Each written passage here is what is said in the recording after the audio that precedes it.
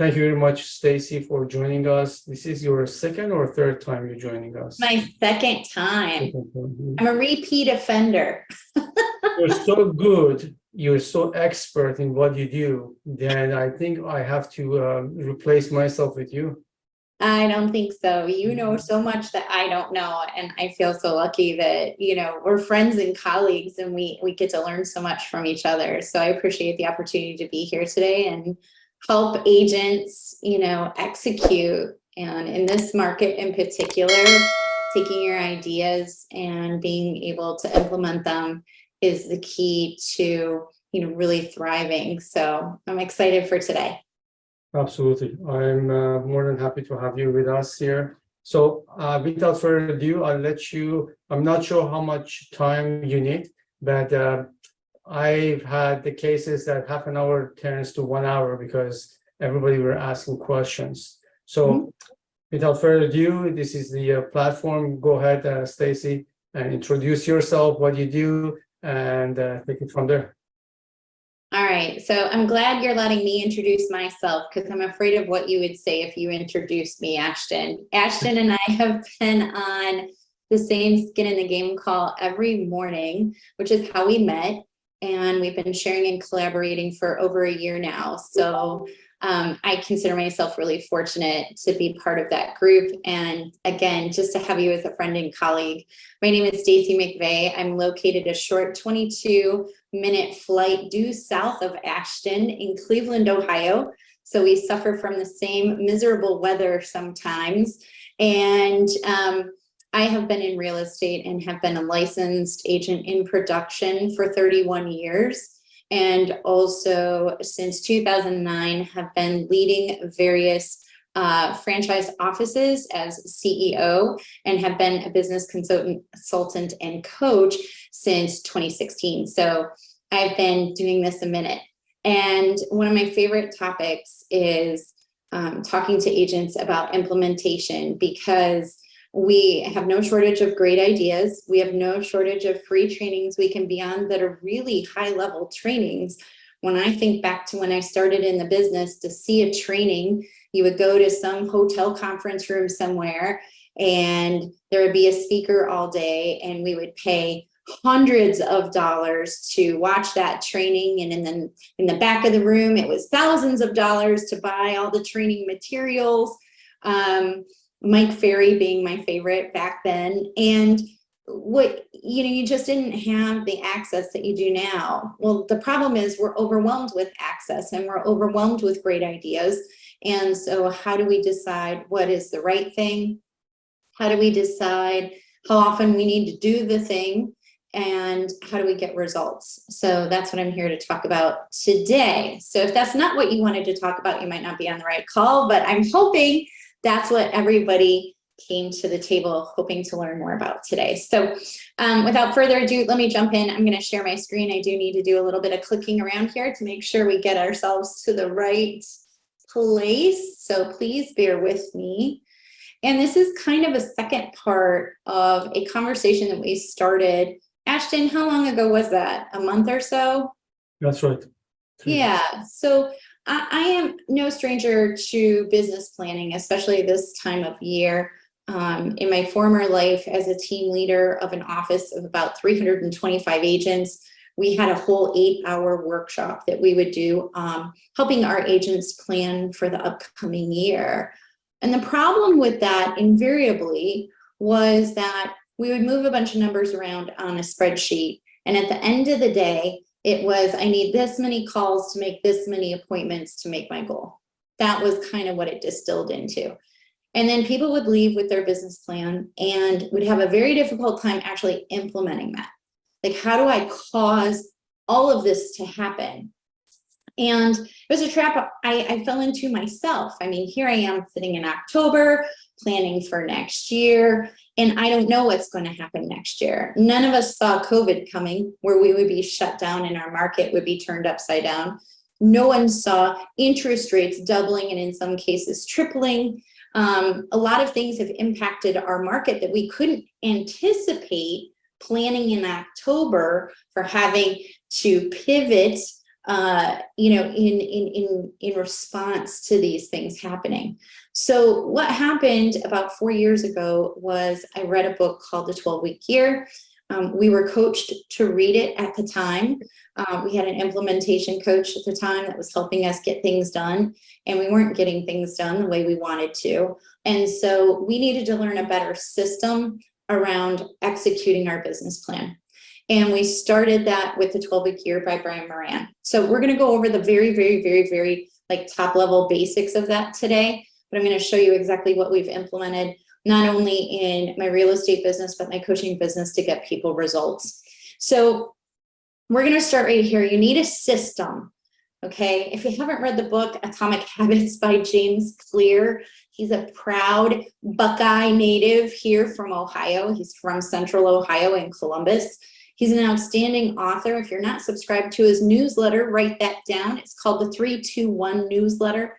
You can Google it and sign up for it. It's one of the best newsletters I get weekly, and I highly recommend it. It's very simple, it's a quick read, and it can be incredibly impactful. So out of the book, Atomic Habits, he talks about this. We don't rise to the level of our goals. We fall to the level of our systems. And that's really true. And by nature, we're entrepreneurs, so we're not very systematic in how we approach things. A lot of us fled corporate so that we could have more autonomy and do things the way we want to do it. But we need to find a happy medium between being too regimented and too structured and being able to be flexible and letting the crazy that real estate always brings along with it show up in our day and still be able to move forward in a purposeful way on what we had planned, no matter what comes up. So we're going to talk about that system today. And for me, that's the 12-week year. So while I might have an annual income or profitability goal, that's pretty much where I stop now. So I don't do the 8-hour big annual business plan anymore. Okay. I do it on what's called a 12-week year. Annual business plans tend to focus a great deal, you guys, on lag indicators, contracts closed, GCI earned. Okay. So you're making goals around how much GCI you want to earn, how many sales you're going to have. And those are lag indicators. A lag indicator being something that's evidence of something you did before. You took action and a result showed up. It's a lag indicator. And kind of one of the core tenets of a 12-week year is when we set goals, we should be setting goals around lead indicators. A lead indicator being an action that you have 100% control over. 100% control over. So if I have an action planned tactic, which we refer to them as quite a bit, I have a tactic planned, it's totally within my control. It's a lead indicator. It's something I can choose to do or not do. I can take complete ownership of it. How much money I ultimately earn, I can influence, but I can't 100% control. Okay, but what I can control is the recording in progress. The number or the cadence of the activities that I'm going to take on. Okay, so in this conversation today, we're not going to be focused on how many units or homes we're going to sell. We're not going to be focused on how much GCI we're going to earn, like a very typical business plan. This is very action oriented. So we're going to be focused on things like how many calls we're going to make, how many appointments we're going to hold, how many contracts we're going to write. These are lead indicators. They're things I have 100% control over. Okay. So let's go to the next little bit here. Goal achievement is all about alignment, guys. So we're doing this super fast. You're getting like the toppest size serving of the 12-week year today. But you need to know that what you choose for your 12-week year is really a stepping stone for where you ultimately want to be 3 to 5 years from now and where you're ultimately going in your business. Okay, so these stepping stones, if you imagine you're standing on one side of a really wide river and you want to get to the other side, okay, you need to build these stepping stones. And the important thing about that is you need to know where you're going to end up on the other side. So be very clear about where you want to be long term. Then we need to be very clear about where we want to be in 3 to 5 years. And then we figure out how to place that first stepping stone, that first 12-week year. What are the first things that I need to do to put all of this into action so I can line these stepping stones up, get to where I want to go ultimately? Okay? So it's really important that you understand you have to be clear about where you're going, and you need to be clear about these midterm goals. And for today's conversation, I'm going to assume you're clear on that, on where you want to go. Okay. And if you ever want to talk more about this, let me know. You can DM me on Facebook or whatever. I'm happy to answer that for you. But we need to rethink. We're going to start by rethinking goal setting in general. Okay. We're looking for SMART goals. So they're specific, they're very measurable, and so measurable, in fact, that someone who knew nothing about real estate could look at your scoreboard and tell whether you are winning or losing the game. Can you imagine watching a soccer match or a football game with no scoreboard? But we do it all the time in our businesses. We don't have a scoreboard. You know, your scoreboard is your 1099 tax form at the end of the year, and you're like, well, I guess I did better than last year. You know, you're just really not good at tracking where you actually are in your business. So we want to make sure it's extremely measurable. So specific, measurable, we want to make sure it's aligned and actionable. This is something I have 100% control over, deciding if I'm going to do it or I'm not going to do it. It's not dependent on anybody but me. Okay, so it's in alignment with where I'm going and what my priorities are, and it's very actionable. Okay, and then this R that we've been taught is realistic. I want you to throw that out the window. Okay, the R in a SMART goal is not realistic. I don't like realistic. That's a fantasy. We don't know what's real and what we're capable of. We don't know. You know, we've never lived to our full potential. So we don't really know what realistic looks like. And I think that sometimes that can become a lid. Okay, I don't want you to think in terms of realistic goals anymore. I think that that can be a little bit inhibiting, and that doesn't allow you to consider all of the ways that you could get to where you're going. Okay, so let's make sure we're not thinking realistically, but we do want something that is very relatable to where we're headed. Okay, it has to be relevant, and we want to make our goals relevant by tying them into where we're going. And then last but not least, it's time bound. And in our case, in this example, it's a 12-week period of time that we're going to measure our goal within. So making sure you have a SMART goal. So let me give an example of a SMART goal that is specific. I will write 15 contracts, okay, within the next 12 weeks that will allow me to reach my goal of $24,000 in savings, something like that. The relatable, the how it relates to my overall thing, what it gets me, right, is the R. Make sure you tie that in. Like, where am I going? If I write 15 contracts, what is that going to do for me? How does that move me forward? Make sure you include that in your goal statement. Okay, and we're always going to make sure we're focused on lead indicators. I can do the activities so that I'm sustaining enough business that I can write as the number of contracts I need to write. Where I lose some control, however, is whether or not those contracts stay together. I can influence that, but we can't make people buy houses. Sometimes things happen. Okay, so I'm not going to measure closings. I'm going to measure how many contracts I'm going to write. And with that as my goal, now I can start to see what types of activities I need to do to make sure I can write 15 contracts in the next 12 weeks. Your brain will automatically go there. It might have already gone there when I said that, when you're like, wow, if I was going to write 15 contracts in the next 12 weeks, what would I be focused on? How would I do that? Okay.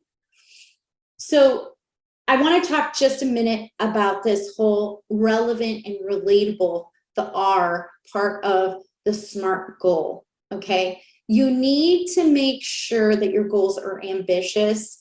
And I'm going to give you this quick example. And we talked about this on the last call. If I'm training for a 5K or I'm training for a full marathon, are those trainings going to look the same? Yes, no? You guys can shout out. I think you're all unmuted. Those trainings don't look anything alike. I can probably walk a 5K now. I could probably jog a 5K. I might hate myself afterward, but I could probably jog a 5K without changing much in my business. That's a realistic goal for me, guys. Okay, over the weekend, we went to Ellicottville, New York, and they were having their Halloween half marathon and 5K. And I can tell you just by the look of the participants, there was different training going on between the people that were running the 5K so they could get to the bar for the happy hour and live band afterwards versus the people that were half marathon runners. Okay, I'm not being judgy at all. I'm just saying it's a completely different approach, and it's the same in your business. So when you set a realistic goal, it's not requiring me to change anything. I'm not going to have to start running every day. I'm not going to have to get on a great nutrition plan. I can probably knock that out. Like I said, I might have a little icy hot on my knees afterwards. I might be huffing and puffing a little bit, but it's not a stretch for me. But for me to run a half or a full marathon requires a complete makeover of my exercise, my nutrition, my sleep, and everything else. It's probably also going to require me to reach out and get some help. I'm going to need a coach, and probably not just a running coach. I'm probably going to need to learn to stretch. I'm going to have to learn to manage my nutrition better, all of those things. And I like to reach out to people who know more than I do. So as you can see, this is a great analogy for our business plans. So if you wrote a realistic goal for yourself for next year because you don't like to be disappointed and you don't want to feel like you came up short, you're shortchanging yourself. Because it's not about crossing the finish line at the end and being like, yep, I checked the box. That's not what it's about. It's about the journey and what we're going to learn along the way and what it's going to cause us to have to do that maybe we're a little uncomfortable with. Okay, so set a big goal for yourself. I don't care if you miss it. Stop looking at falling short of your goal as a failure. I would rather fall short of a 15 contract goal and learn a lot than, slam dunk a 5 contract over the next 12-week goal. Okay, that didn't require me to do anything different. I'm not growing personally, and I'm not growing my business at all. Okay, so we want to talk about learning to love your P's, and that's planning and prioritization, which we have a really hard time with in our businesses. And so this 12-week year will help you plan and prioritize so you don't always have to be wondering what you should be doing. Okay, so this is it in a nutshell. I took an entire book, and it's now 3 lines on a slide. So I think I've done it a little bit of a disservice. Okay, but I'm going to try and give you as much detail as I can. So this is the part where you're going to want to take some notes. So the period of time is 12 weeks. Best practice is never to start it at the beginning of a quarter or even at the beginning of a month. So if you were going to start a 12-week year, a great time to do that would be on an off week, on an off month. Some people do 1 a year as a sprint. Some people will do a string of 12-week years. I'm one of those people.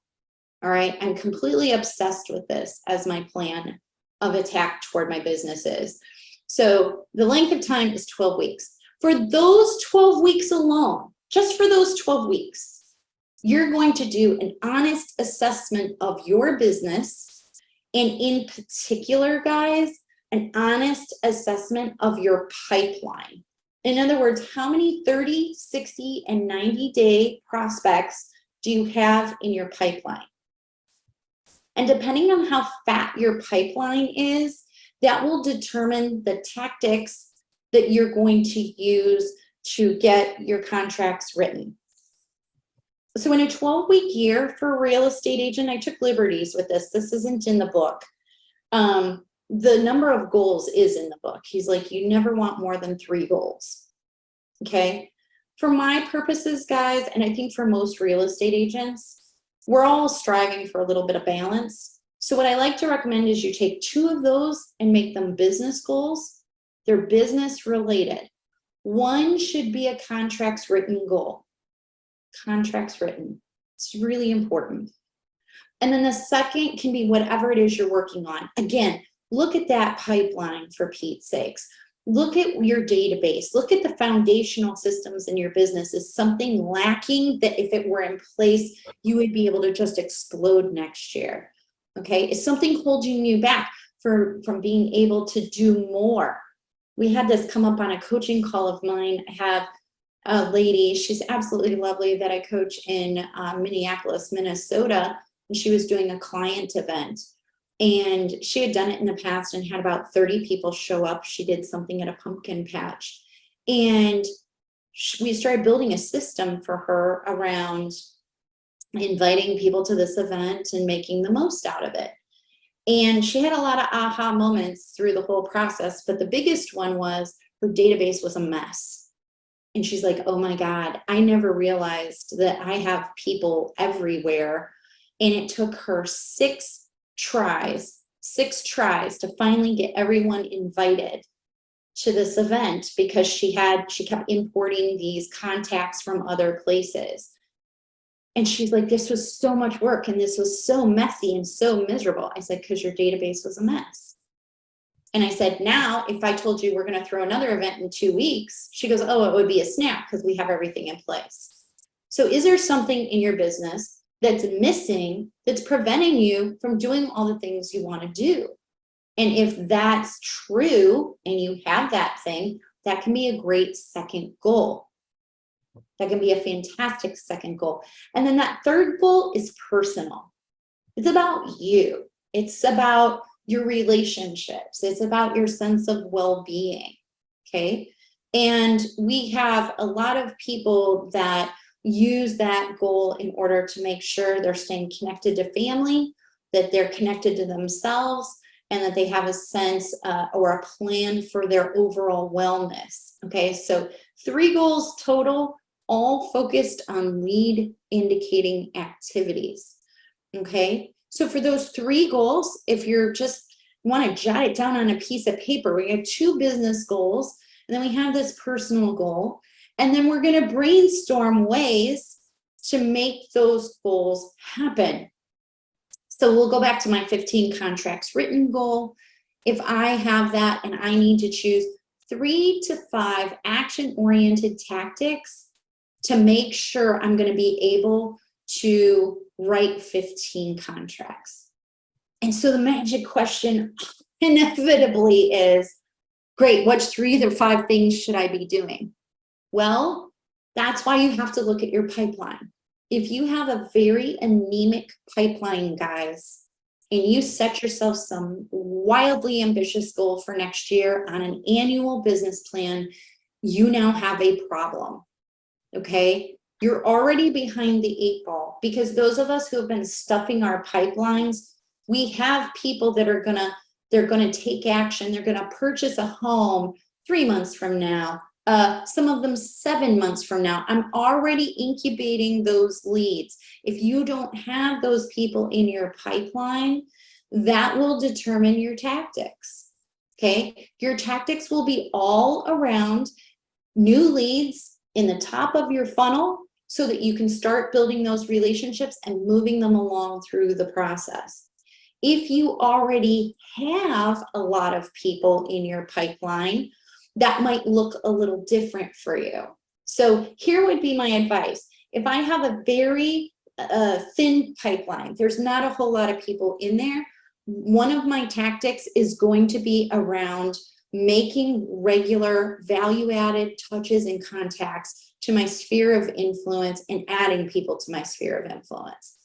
I'm going to be going out to open houses. I might visit brokers open, things like that, that I can take action on, and I can get new leads coming into my pipeline. If I already have a fat pipeline, okay, my tactics might be around. If I already have quite a few people in my pipeline, the next thing that I can do, actually, oh, thanks. All right, perfect. So the next thing that we can do is maybe have an appointment goal. So I'm going to be taking buyers out this many times per week. I'm going to go on this many listing appointments. Okay, so it's totally dependent on where you are in your business. That's what I love about this is it'll meet you exactly where you are and allow you to really drill down and focus on what you most need. Okay, and those tactics, that's a brainstorm. You can write down, go through your notes from trainings and classes that you attended, talk to people who have been in your shoes and find out what activities you could be taking to either add to your contacts, because if you have no contacts, if you have an appointment goal, that's a problem. That's going to set you behind. So if you need to grow your sphere, if you need to get back in touch with the people that you've already done business with or people that you know from a past career, make yourself a goal around that. And it could be a number of touches per day. It could be something like completing a friends list on Facebook. So all of your important people are in one place on Facebook. You can post specifically to them and you'll see, you can sort your newsfeed so you can see what those people are posting and you can stay engaged with them. That might be another tactic. Maybe you start a private Facebook group for your people to keep all the other realtors' eyeballs off of what you're doing to provide value to your people and giving them a place where they can start to build community with one another around common interests, around things going on in the community, around asking you questions and so on. So there's lots of tactics that you can choose, but you're going to narrow it down to 3 to 5. And you want to make sure they're a big domino. You know, whatever you're going to be doing, it's something that's going to cause collateral damage. Now's not the time to do something fluffy. Now's not the time to go back and redesign your postcard campaigns. This is hand-to-hand combat type tactics that will allow you to have conversations with people. The truth of the matter is the more conversations you have, the more business you're going to have, okay? So here it is, time-bound, 12 weeks. 2 business goals. One of it needs to be number of contracts written. It just, unless you're brand new, if you are brand new in the business, I probably wouldn't have a contracts written goal. I would probably have an appointment goal. I'm just focused on setting and getting appointments. If I'm brand new, no pipeline, no clue, okay, I might start right there. So, and the beautiful thing about this, guys, so I'm not asking you to like forget everything else. I'm just saying for the next 12 weeks, we're going to kind of put some blinders on and we're just going to go focused and deep on these things. Okay. So if at 80, you guys have heard about the 80-20 rule, right? 20% of our activity drives 80% of our results. And the 80% is the stuff that we're bored doing anyway. You know, all that crap we got to do as real estate agents, but it really doesn't move the needle in our business. Okay. These tactics need to be 20% tactics. If you're an experienced agent, I would go with the 90-10 rule. Okay. The 10% of what I do drives 90% of my results. In other words, out of that 80-20 rule, if 20% of those activities drive my results, in there, all of those activities aren't created equal. In there are some tactics that are absolutely deadly, that if I just doubled down and I went deep on those, I could receive a better result and with a lot less hassle and a lot less expense. Okay? So a lot to take in there. And it is a chore to boil an entire book down into one slide, but that's pretty much the crux of it, okay? So I want to give you some effective strategies for executing on your tactics, okay? You want to make sure that they're personalized to you. So if you're someone that just gets sick to your stomach thinking about making cold calls, don't set a cold call tactic up in your plan because you're not going to stick with it. Okay? Pick something that you're good at. Pick something that is natural for you and as easy as possible to slip into your routine. Okay? So, for example, if you're someone that does a lot of volunteering, okay, and you're having a lot of conversations with people, develop tactics around that. If you're really good at open houses, do more of them. Okay, but don't set tactics that you're not going to be able, you'll do for 3 days and you'll hate every minute of it, and then you're not going to do it anymore. Okay, pick something that you can stick with. It's really important, and make it personalized for your sphere of influence, your market. What works for you? Are you somebody that walks their dog or goes for a hike every day at the park? Great. Do it now with a shirt on that has a QR code on the back that links to your information. Okay? Start talking to people. Strike up more conversations. Show up in a way that's more purposeful. Okay? Just pick things that you can easily just moosh into your daily activities. If you're a parent with a kid in sports, this is a no-brainer. This is a no-brainer. Okay? You're just going to show up differently. And you're going to show up with intention to connect with people. All right. Unless you're on my son's hockey team, and then I have the goalie on the team, so we don't talk to any of the other parents. We don't even sit with the other parents. So that's a whole different conversation if you have a hockey player. All right, you're going to break your tasks down into smaller, more manageable steps.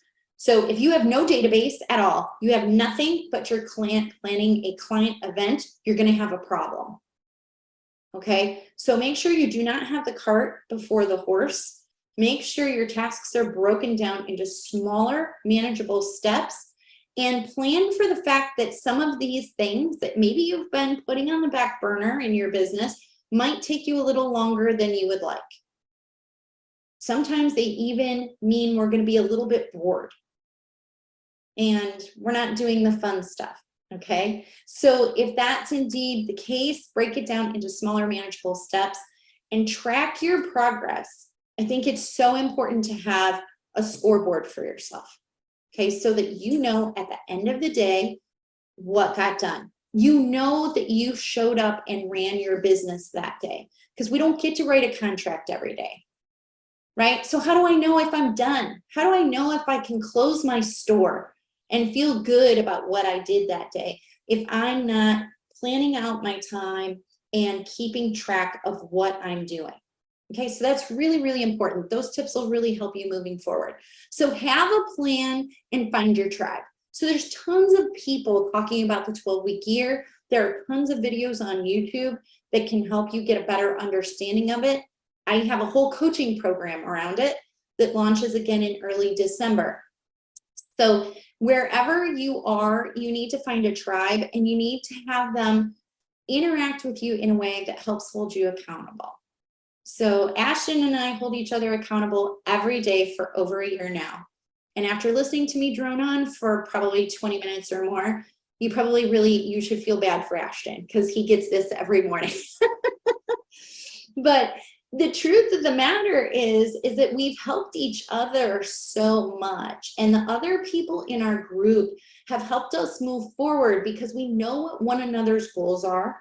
We know what one another are working on. And we have gifted one another so many resources so that we can save time and move forward faster. So have a plan, and then you can find the people who can help you move forward. It's absolutely critical in executing your 12-week year. And certainly if you're going to do an annual plan, I would caution you to rethink that. But if you are doing an annual plan, please do yourself a favor and incorporate accountability into your plan. Every day, you need to be telling someone, hey, this is what I'm going to do. And then checking back in to make sure you did it. And if you didn't, have someone ask you, gosh, what got in your way? What could you have done differently? Not in a judgmental way, but in a way to help you think through things so we can continue to develop in advance. Okay? So we're going to have some challenges and we're going to wrap up here, but I want to talk about these just really quickly because there are going to be some challenges, and you need to understand that we are dopamine addicts and everything around us is making it worse. Our phones, our attention's getting pulled in a ton of different directions. We don't have to be bored ever. You know, I was in the license bureau getting my license plate renewed, and I looked around at the people waiting and everybody was buried on their phone. I don't even think they mind waiting. Nobody's impatient because they're doom scrolling on their phone. I don't have to be bored anywhere. I don't even have to be bored at the red light. The next time you pull your car up to a red light and someone's sitting next to you, 9 times out of 10, they're on their phone. So we are constantly looking for that dopamine hit. Okay? And everybody thinks that a dopamine system is your reward system, and it's not. It's a motivation system. And it drives our seeking behavior. Okay? So it's what causes us to want to go out and do things. It's the anticipation of the reward that drives the seeking behavior. It's not the moment we reach the top of the mountain and we stick the flag in and we say cheese. That lasts less than a minute. Did you guys know that? Like when people climb Everest, they get like 30 seconds at the top. That's it. And they have to head back. So that all of those years of preparation, all of that training, all of that struggle, maybe multiple attempts, is not about the summit at all. And an annual business plan makes it about the summit. And I'm here to tell you it's about your journey to the summit that matters. Okay? So once you get the reward, once you hit the goal, your dopamine drops. So if you've set these little baby silly goals for yourself, okay, it's not challenging you. You're not engaging your brain's seeking behavior. So make sure you hack your brain a little bit there and you understand that setting a really high goal puts your brain in motion in a really beautiful way. Okay, and you're gonna struggle with time management and prioritization, guys. This is where, you know, an accountability partner can really help you. You're gonna have trouble dealing with setbacks and unexpected circumstances. Like all of a sudden we find out today that my property is gonna fall through if we don't get a new roof, or the septic inspection failed, or whatever. Our business is just full of these things that tug and pull at our attention, and everything looks equally urgent and important. Okay, and we need to have plans and systems in place so that we're always focused on what is urgent and important, and we're not worried about things that maybe look important or look urgent, but they're really not. You're gonna have trouble staying motivated and focused. You are, and a plan will help you do that. There's a reason horses have blinders on, guys. There's a reason for that. People could benefit from some blinders. And staying motivated and focused is all about distilling down what you need to do. And when you've done it, that's it. You feel good about what you've done. Time blocking and creating a conducive work environment is often overlooked by agents. That's something else in the book that you can learn about that'll really help you. There's some fantastic new methodology around time blocking that if you've had trouble with it before, this could really work for you. So I might recommend that to you. Sometimes it's hard for us to develop a positive mindset and remember to practice self-care. We don't have room for that in our schedule. You know, my idea of self-care is getting to bed before, you know, midnight sometimes. I'm like, that's not really self-care. So we want to make sure we're doing what we can to hold space in our schedules to develop a positive mindset and practice some self-care. Cultivating some discipline and resilience. Resilience is so critically important right now. And part of resilience that will help is when you start tracking what you're doing.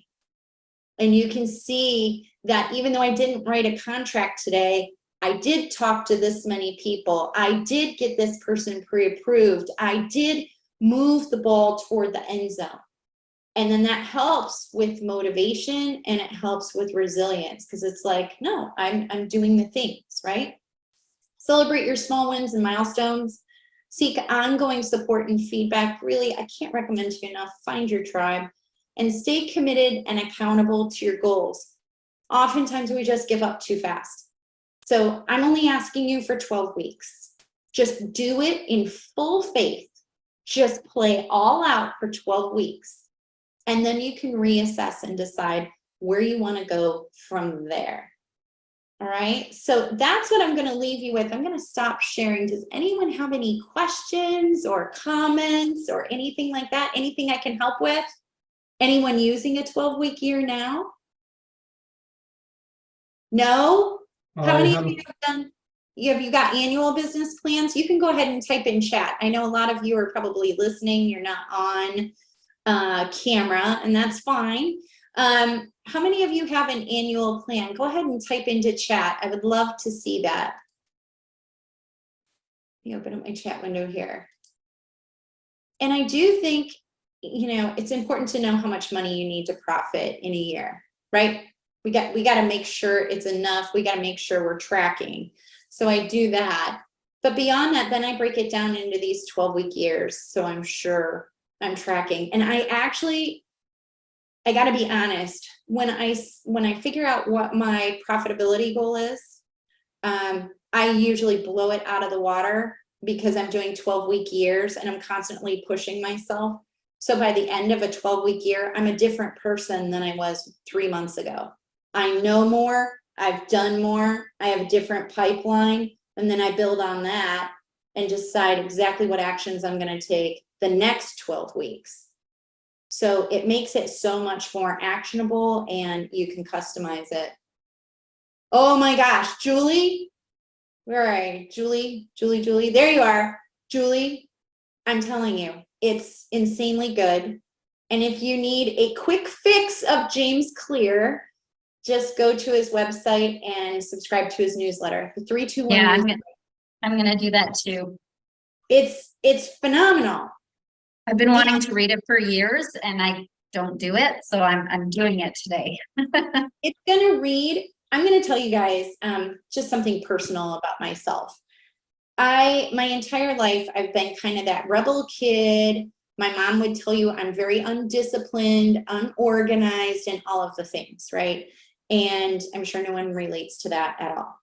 And I was like, he talks a lot about habit stacks, you know, and ritual. And I'm like, I'm not a very ritual oriented person. I don't have these routines. You know how you know some people in your life that are just extremely regimented and routine, and you're like, oh, if I could only be like that. Well, when you read the book, what he's going to reveal that is absolutely true is that we're all that way. We all have routines. Even being unorganized is a stack of habits, arguably bad ones, not helpful ones. But being unorganized is a stack of habits that I've picked up over the you know, the years. It's just I didn't share my room with anybody, so if I threw all my crap on the floor, who cared? And then I could see everything, right? I don't have to wonder where something is. I can just see it all. You know, those things, you know, crazy teenagers think. But really, when you look at what you're doing that's not helpful, it's a collection of these tiny little habits and decisions. And what I found was I'm extremely routine in my approach. Some of those routines are more helpful than others. But once you realize that you can construct and engineer those routines in a way that actually makes it easy to flow from one thing to the next, you can get so much done. You will love it. I'm excited for you to read it. No, thanks. Any other questions or ahas? Ashton, have you read Atomic Habits? I bought it. I gave it to my daughter to read it, but I think I have to grab it and read it myself. Yeah, you need to get it back from her. Absolutely. I just really like the idea of the amount of friction that is attributed to us doing something has everything to do with our likelihood or unlikelihood of doing it. So he uses the example of the television, watching less television. So we'll just use that as an example in the book. And he talks about if you wanted to watch less TV and you're like, you know what, I'm gonna stop watching so much TV, and you did nothing different, the likelihood is that you're probably going to watch TV, because let's face it, the couch is comfy and the remote is sitting right there. So he's like, how about you hide the remote? So you put the remote in the kitchen for the living room TV, and now there's going to be, you're going to sit down on the couch and you're going to reach for the remote and it's not going to be there. You've created friction. So now you got to get back up, right? And now you're thinking, why isn't the remote there? Well, the remote's not there because your grown-up self said, hey, I'm going to watch less TV, so I'm going to start keeping the remote in the kitchen. And then you might even catch yourself in that moment. But let's say you're like, no, I'm going to go get that remote, and damn it, I'm going to sit down and I'm going to watch the TV. He's like, now you could add more friction, that you keep the remote in the kitchen, you take the batteries out, and you keep the batteries in another room. And every time you add a layer of difficulty or friction to something, you become less likely to do it. And he goes all the way to the end, and he says, you know, what if you just wanted to watch less TV and you unplugged your TV and you put it in the basement? The likelihood that you would watch less TV is pretty good, right? Rather than just making a decision. So engineering your environment, creating friction between, it's kind of like the old, if I want to like eat less Oreo cookies, how about I stop buying Oreo cookies, right? I'm creating friction. If they're in the kitchen, I will eat them, all of them. I'll fight my kids for those things. But if they're not in my kitchen, it's no big deal. Out of sight, out of mind. Now reverse engineer that and look at the things you're avoiding in your business. And the reason you're avoiding them 9 times out of 10 is there's too much friction between where you are now and the completion of the activity. There's too much friction. Think about it in terms of shopping online. If it's too hard, if there's too many clicks, if there's too many screens, if I can't just see everything I need all at once, I just go to another website, right? Amazon makes it easy. How many clicks between when I land on a product and it's congratulations, your order has been received? What is it, like 3 clicks? Very little friction. Before I know it, I've done it. So if you want to stop doing something, start putting friction, creating friction, obstacles between you and completing it. And if you're having a hard time implementing something, reduce the steps, reduce the amount of friction between where you are now and getting started on that task. Okay? I Well, there may you add, go. 48 minutes, sorry. good, I may add something there. I used to go door knocking a lot, like I would jump into my car, go door knocking. Then I got slow on that one. Now, if I want to jump into my car, I bring all kind of excuses. However, if I change my environment, I'm not going through the same routine that right now I got so lazy with it. The result's going to be different. So what I do right now, I call my colleagues and listen, let's be accountable. I see you tomorrow at 4 o'clock, door knocking. So I'm not following the same habit. I change it. So right now I have to jump into my car. I have no choice. So that's one idea of changing the habits and the routine. Yeah, for sure. And I think that too, like our brains, especially entrepreneurial brains, love novelty. So if you find yourself, and I do this all the time, I'll be sitting here at my desk and I just start to get that days, you know, where you're like, I know I have like 2 more hours of this to go, and I'm just like, my eyes are starting to cross. If you do physical activity and you move and then you change your environment, you'll feel like a new person and you'll have your focus back. So just sitting there white knuckling it isn't always the best way. And Ashton, I love what you said about, I called a colleague and I said, meet me here, because you're less likely to disappoint someone else than you are to disappoint yourself. It's a sad fact, but it's so true. That's right. That's true. Thank you very much, Stacy, for your very precious training here. Now, if anyone in the audience, people here, they need to get back to me just for brainstorming, just come out of that routine of thinking same way. If you need someone to put light in your, let's say, this is my 2024 business plan, what do you think? Or if you'd like to brainstorm, just give me a quick call. There are a lot of agents calling me for that reason. And also, if you need someone to hold you accountable, I'm very good with calling, not calling you actually, testing you. Did you go door knock? Did you do your goal setting? Did you talk to your prospect today? This kind of things. We can have each other's accountable. So you can always reach me. You all have my information. I give you my cell number 647-407-4049. Thank you, Stacy, for coming up next week.